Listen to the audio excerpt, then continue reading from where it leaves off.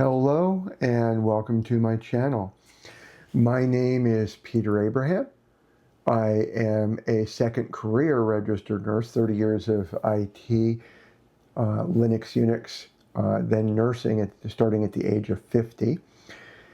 And I have extensive experience in hospice and palliative care, and I'm currently on the journey to become a certified end-of-life doula.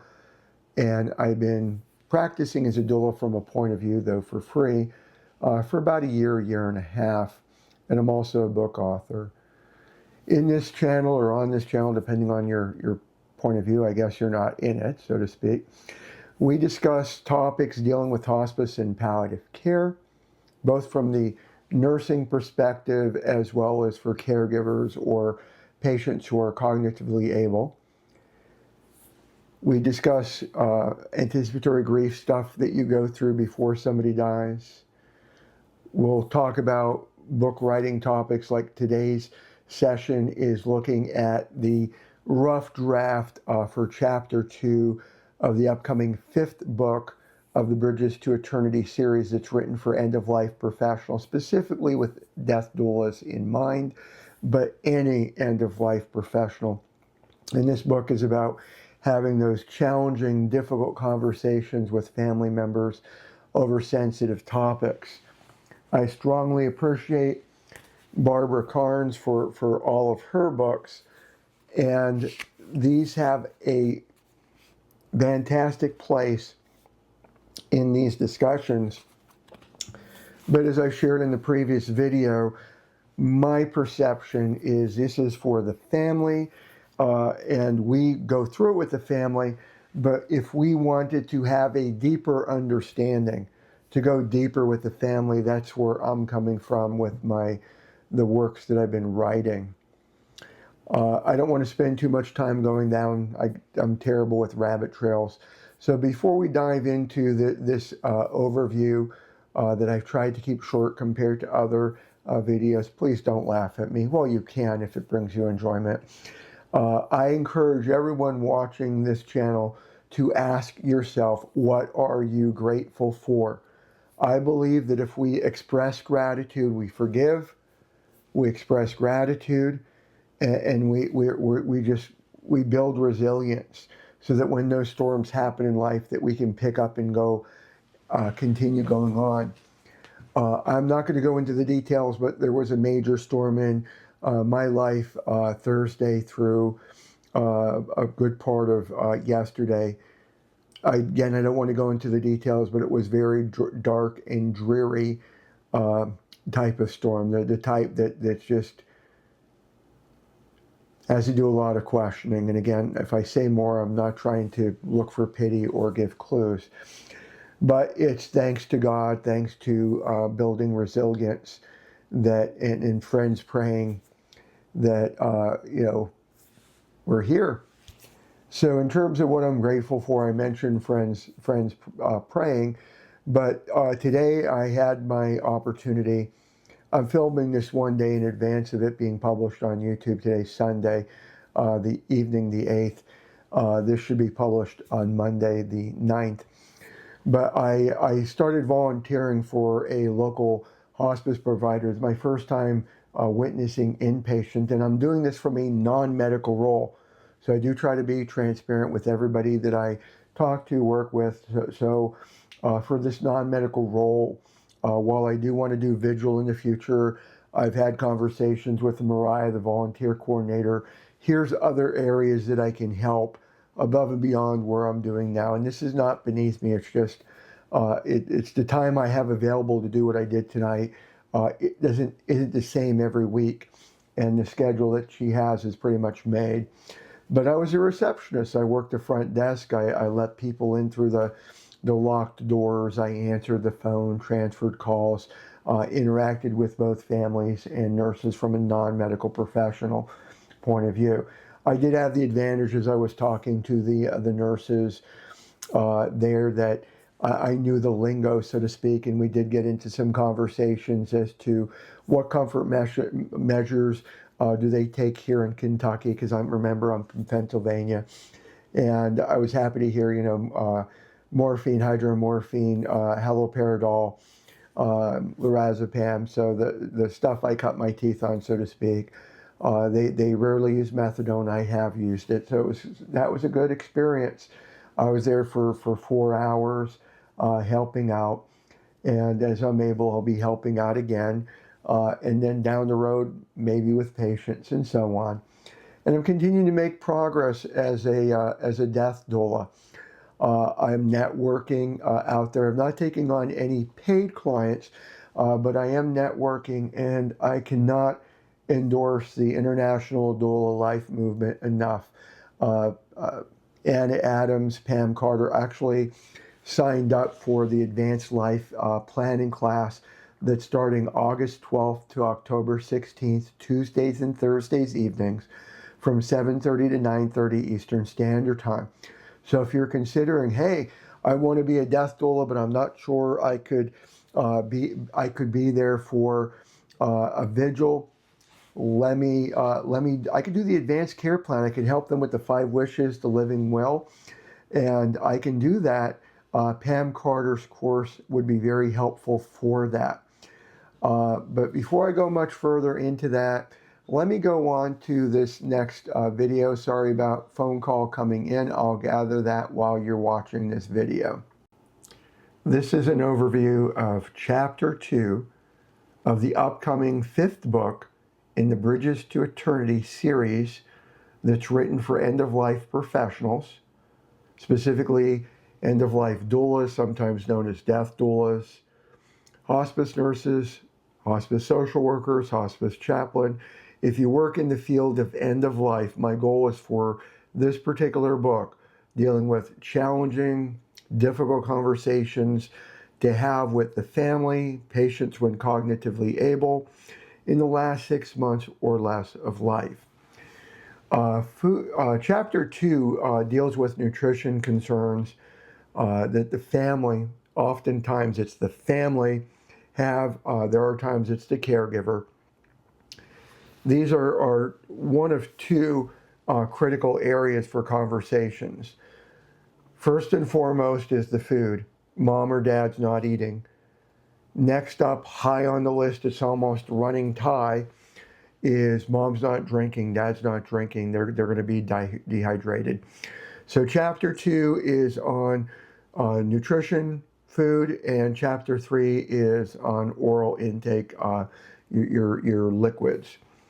Chapter 4, by the way, on oral care, 5 on pain, 6, going from memory, 6 is breathing, 7 is sleep, and this is, right now we're on track to be 13 chapters and lots of appendices in terms of pages that you could photocopy and put on a clipboard and take with you. So every chapter, there's going to be an opening, like what is this chapter about? We have the learning objectives.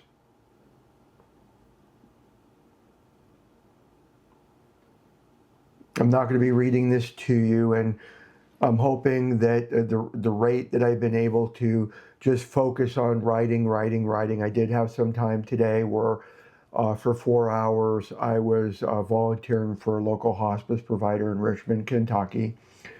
But when I'm not volunteering or taking care of our puppies or dealing with the vegetable garden, this is my business, hobby, love, is writing and educating. And then I do take breaks. This past weekend I wrote 3 articles for CompassionCrossing.info. 2 of them are coming out in July and then 1 in November. So then every chapter does have key concepts. Our bodies naturally, the appetites less and less. So one thing to keep in mind, and I don't put everything that I say in person or online in every book. Just getting old. You're not even dealing with a chronic illness or terminal illness. As we age, we're more often than not becoming more sedentary, less active. We don't need that many calories. And we don't drink as much. I know I have to keep track of and sometimes force myself to drink because I'm healthy, but I don't have that desire to drink. But when you get to the point where the body's shutting down in the last 6 months to a year of life, our bodies know how to die. It's part of the nature of the body. There's certain things you don't have to tell children of what to do or what not to do. It's more or less, sometimes it's telling them, don't do this versus do that. Because they're going to take cookies out of the cookie jar. It's more of don't go there. But we have to be sensitive both to cultural issues. Up in York, Pennsylvania, I've had so many Italian families I took care of, and they're not the only ones where food is so meaningful in terms of family events and family, the connections. So this gets into how do we go about explaining this? Some analogies. I really like teaching with analogies. We need more fuel if you're going down the highway. I shared in previous episodes, I do have Grammarly Pro. I do not always like what it wants to do, so part of housekeeping, if you see the blue underline, I'm aware of it. I just don't agree with Grammarly. Or I didn't get to it yet. But for this chapter, I don't agree with Grammarly's changes. What I'm doing for this book, and I've done it in a number of other books, is I'm trying to incorporate case studies to flesh out the teaching. So I'm trying for 2 or more case studies per chapter to flesh out the teaching.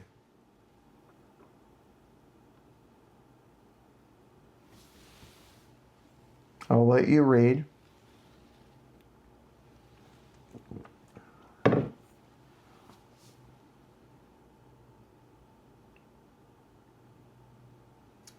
Part of our job as end-of-life professionals is education, education, education. I cannot enforce that enough, no matter your rule. I said in previous episodes, and I'm not changing my position on this, you are in charge of you. If you don't want to educate or you just don't feel comfortable, I'm not judgmental. I do my best not to judge. I'm not God. But I encourage you to teach. I encourage you to have these conversations, which is why I'm writing this book, to give you the tools if you're uncomfortable. And even if you are comfortable having these conversations, we don't have all the answers. I certainly don't. But by having resources, like, to give you an example, today while I was volunteering, it was a non-medical support role. So I'm a weird person, quirky. Nothing's beneath me. So I was a receptionist. I'm handling the phone. I'm handling the front desk. And while I'm going through that, and let me just switch this over so you can read it right. But I'm reading, core curriculum for general and hospice and palliative nurse, 3rd edition. I got it really cheap compared to the 4th. And I'm reading that and I'm taking notes because I don't know it all. I need refreshers and I need perspective. I need the perspective of other people. And that's part of what these resources, even if you've heard it 10 million times, maybe this is one time where it's like, gee, that's a different way to put it. And maybe you'll like this way. I'm hoping it'll be of benefit to you. So part of why we get into doing the education, we're not only teaching benefits. If you watched the previous episodes, I talked about the doctor whose name I'm not going to try to pronounce, who was the author of the book Being Mortal. There was a study that he was involved in, and that when you have these discussions, you can prolong life by as much as 25%. 25%. And I think in last episode, I gave the example that if a person had a prognosis of 6 months, 25% extension would be a month and a half. And how do we do that? It's not magic. It's not waving a wand. I do believe in God. I do believe in miracles. And I do believe there are more than just conversations, because a good hospice team is going to do medication reconciliation and recommend to the family, the caregivers, and the patient, please stop these medications or we'll lower the dose or switch you from this to that. And families are, the power of attorney, the patient, the family is always in charge, but always encourage, please listen. We're trained, we're the experts.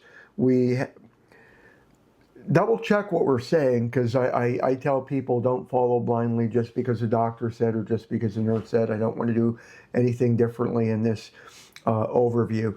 But we're doing this teaching to help. And when you talk about forcing food, and I do use the word force in a harsh, brutal way, but let's take it in a softer way. Mom, you haven't eaten yet. 15 minutes later, Mom, take a bite. 10 minutes later, you've only taken a little, like my kid can eat more than that. And doing that type of, I'm going to be blunt, nagging is the same as forcing. If you are nagging, it's the same as forcing. So if you're not sure you're nagging versus not nagging, talk to your hospice team, talk to an end-of-life professional. And if you're the end-of-life professional, you're not sure what nagging means, please reach out to me. I'm not going to chastise you. I'm not going to tell you that you should know X, Y, Z by now. I meant non-judgmental. I am here to support, to encourage, and to uplift. So if you're not sure what that means, reach out to me. I don't mind brainstorming. To the degree that I'm able, I will do it free. I will do it free to the degree that I'm able. If it gets to where you're getting to the point where I'm not saying you're nagging me, but the resources are getting intense, I may have to say, we're going to have to do a consulting relationship. Do you want to move forward? But for right now, with food, you give too much, you can, aspiration. It's hard. It's hard. And then the families feel guilt. And then we have texture changes that they especially when they go to pureed, that's very hard. And again, with the case studies. And explaining the difference of what the different texture means. And even though we talk about thickening food and liquids in here, this is thickening liquids from a swallowing perspective, not the hydration perspective that's covered in chapter 3. And there will be some duplication of content, not word for word. I'm doing my best to ensure it's not copy and paste. But when you consider that if you're looking to buy something, you're looking to get a book or do something brand new, even if you're asking your friends, you're doing your homework, you typically have to hear it 3, 4, 5, sometimes 12 times before you go, I got to look into that. I got to look into that. I have that with me. So let me just really, I'm going to try not to go down a rabbit trail. But, I kept this because it's like, gee, they've pestered me enough. I need to consider taking credit cards. I have the potential to be involved in some upcoming speaking engagements with book signing. And so maybe I ought to do that. And so here, I've heard it enough. So sometimes reading something over and over again, I know you can go back in a book and where was this in this chapter? And let me see if this is one. Oh, I actually do want this change. See, I did miss one. But these conversations are very important. The swallowing difficulties. I cannot tell you the times where I've had families that they unintentionally caused their loved one to aspirate, and now we're in a situation I should say, do you want to go to pure comfort or go to the emergency room? I hate the latter part because typically the goal of the care is to stay home and die comfortably. But if the person had like a 3-month prognosis and now they have hours, 3 months and now they have hours, a lot of the families will go, well, if we go to the hospital, it may be days to weeks, maybe a month versus a 3 months. And they feel horrible. I'm not trying to come down on the family. But that's why we need to be out there educating. By the way, here's an example where I don't like Grammarly. Why aspiration is dangerous. Why aspiration is a dangerous concept. They do have the same meaning, but the latter one's at a higher grade level for reading. And so I'm not trying to go overboard. I'm trying to make this easy to understand. And then when do we need to stop to talk about stopping to eat and to drink? Going to NPO, nothing by mouth, is a very serious discussion. But if there's every time that they eat, there's coughing, there's aspiration, that's a time to have that conversation. Now, there's certain things I'm not going to be including in the book, but I am going to mention here. I still remember one of my coworkers, her name is Linda. She's a nurse, a wonderful nurse, high IQ, very, very intelligent, compassionate, and they don't always go hand in hand. And she told me this story about this one day where the patient was towards the tail end of the transitioning phase, that transitioning phase in and out of consciousness, seeing loved ones who have passed, the terminal agitation, the restlessness, the delirium, the potential for a rally. And this is the stage before they go into the equivalent of a coma where they don't wake up. And the family said, we know what's coming next. She's been on a puree diet. She desperately wants her favorite food. Could she have pizza? So they made arrangements. This was at a facility. A waiver was signed. And they got this patient pizza. And they had a pizza party.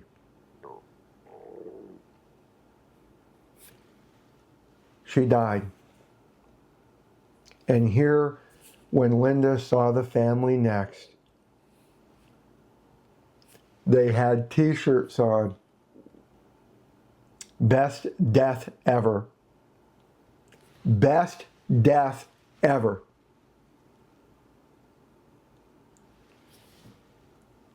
I'm getting goosebumps and chills, and it's been a few years since Linda shared that story with me. Best death ever. What a way to go. She went eating pizza. And I don't say that from a joke or to make fun. What a way for dignity and respect, for honoring wishes. So even though we do these educations to, you got to consider NPO, keep in mind that no book, whether I wrote it or any other ones, is the law. Now, if you're a person of faith like me, I'm not talking about going against biblical thoughts and principles, and I'm not sharing that to you to preach, if you're listening. But outside of God and what He determines right and wrong, and I'm not trying to preach, I'm just trying to be close to my faith and honor my faith and where I'm coming from. This is gray. It's not black and white. So as long as they know the risks and this is what they want, go down the route of this is a good death for them. Wow. And then you shift the focus when we're talking about NPO. I mentioned the case studies.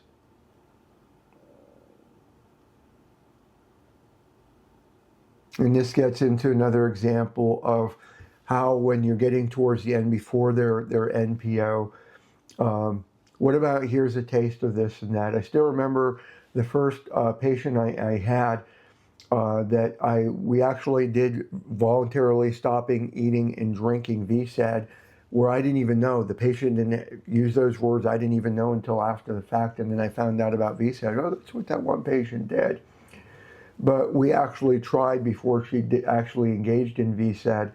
We did a swallow study with a small amount of broth because she wanted to do comfort foods, and she was not able to tolerate even a small quarter of a teaspoon. I felt that was so sad for her.